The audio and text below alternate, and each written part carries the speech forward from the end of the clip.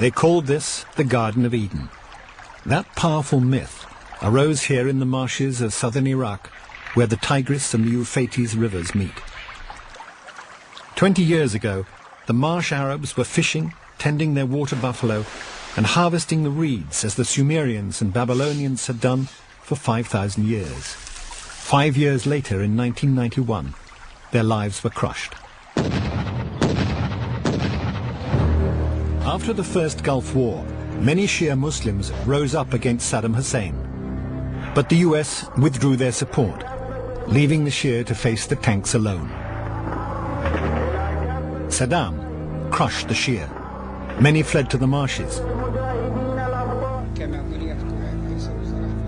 Saddam's response was to drain the marshes using canals and dams, then driving the Marsh Arabs into internal exile or across the border into refugee camps in Iran.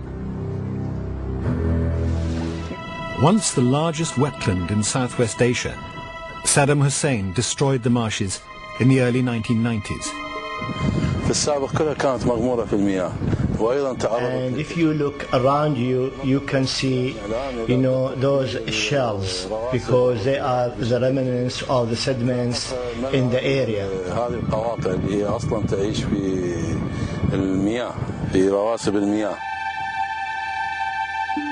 The moment Saddam was toppled, the Marsh Arabs began destroying the dams, holding back the waters from the marshes.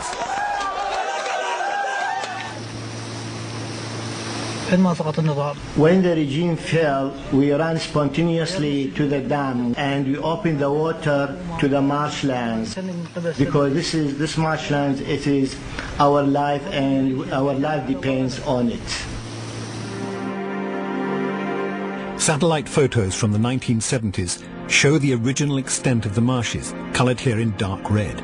In 2003, after Saddam had exacted his revenge on the Marsh Arabs, the marshes were reduced to little more than a tenth of their original size. Now, according to the United Nations Environment Programme, they look like this. 40% of the marshes have returned, thanks to the Marsh Arabs. But the water is not the same. Some of the dried out marshes became salt pans, and in many areas the new water is simply soaking up the salt. The water now is not suitable. It does not serve the animals or the people, so we have to buy water by money.